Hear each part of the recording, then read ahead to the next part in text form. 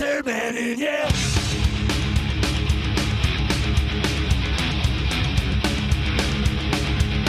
Hi, this is Roman DeSilvi, and this is the Great White North Report.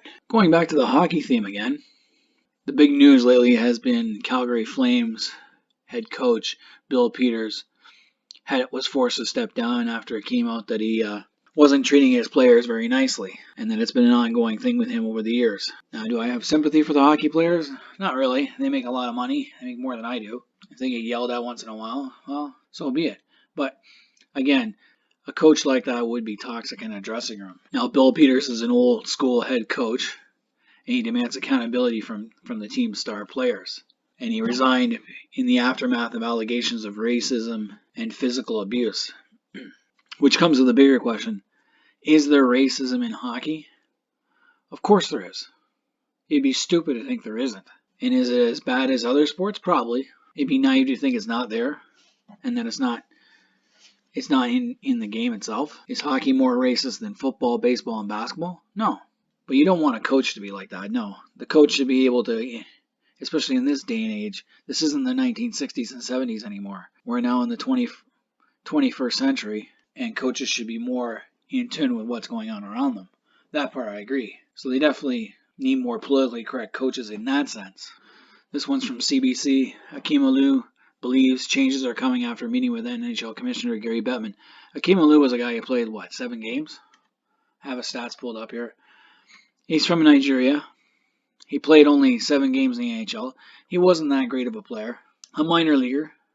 Had more talent than I ever did, so I have to give him that. And he was just a big guy. Now, he was complaining about something that happened 10 years ago where he was called the N-word just because of his choice of music by Bill Peters. And it's one of those things, Bill Peters can't defend him for saying he shouldn't have said the N-word. After 10 years of not saying anything, you gotta wonder. With racism in the NHL today, and if it comes from a head coach, players have so much more power in today's game than they did 40 years ago. Players are more outspoken in the press. They can demand a trade, and they can decide where they want to play and who they want to play for. A lot of them can. If a player really hates where he is, he will take less money to play elsewhere. And coaches like that will get a reputation around the league. Like Mike Babcock, when he got fired, it came out that he wasn't the greatest coach. I never thought he was anyway. The Detroit team he took to the Stanley Cup Finals was not really his team. It was someone else's team that they had built up. And he took it to the Stanley Cup. So hopefully the racist issues the NHL does something to protect players from racism from coaches. Because that shouldn't happen. Unfortunately, it does. But at the same time, you got to wonder what would happen if you had a black coach, an all-black team, and you had only a couple of white players, or an all-Asian team with an Asian coach and 3 or 4 black players. When I lived in South Korea, I talked to I met some of the basketball players in Cheongju. They were playing for the SK Knights at the time, and they told me they had racism from even their own teammates. So that stuff does exist all over the world. It's not just in North American sports. It's everywhere. Now, the Don Cherry argument last month over the Poppy comments brings the highlights of the whiteness of hockey. And this came from the Conversation, which is a academic journal. Okay. Is hockey a white sport? Duh. It's played on ice and snow.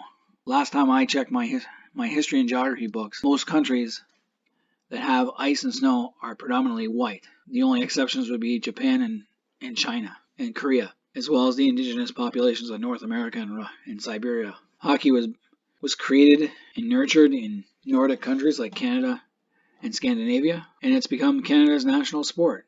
And Canada, for most of its time, is predominantly white. And is hockey still white? Yes, it is. Mainly because the population is still predominantly white, and it's also an economic factor, too. Hockey is not a cheap sport to play. If you want to play at the highest levels, you have to be able to put the time, effort, and money into these games. This isn't high school football where the football school already has equipment donated by a sponsor, and they're using the same equipment for 10 years. I remember when I played high school football, I was using equipment that was 20 years old and had been worn by 20 other guys before me. Now, is it changing? Of course it's changing, because the demographics of Canada are changing. And more black and Asian players are starting to pick up the game.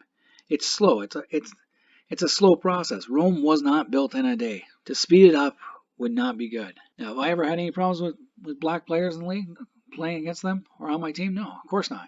I can't say I've had many black teammates. I think when I played house league hockey, I played on a team where my coach was black and his two sons were on the team. That was only 1 year, and I couldn't care less. I was only like 7 years old, so what am I going to think? But the first black hockey player that I really knew about was a guy named Bill Riley, because I used to collect the OPG cards. And seeing him play, hey, wow, he's on the Caps. There were a couple of black players in the NHL at the time. He was the one I remember the most in the 70s, was Bill Riley. I remember he had 3 NHL cards. I have them all, and it was pretty cool to see a black player.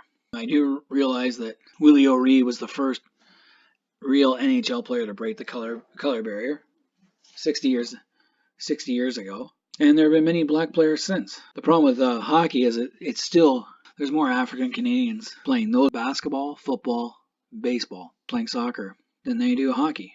Now, part of it's economics, like I said. Soccer is pretty cheap. You just need a ball. Basketball, you need a ball and a hoop. Lots of playground parks have that. Football, it's all donated. Baseball, you need a bat, a ball, and a glove. These sports, you don't even really need shoes.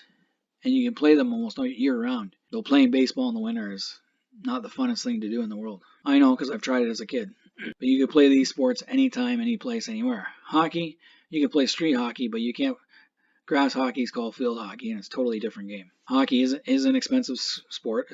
Skates can cost you like anywhere from $50 for a cheap pair at Walmart, all the way up to $150 to $200 for whatever it is now. I remember in my day it was Super Tax were the big ones. Now there are places you can get cheap equipment, but it is an economic game.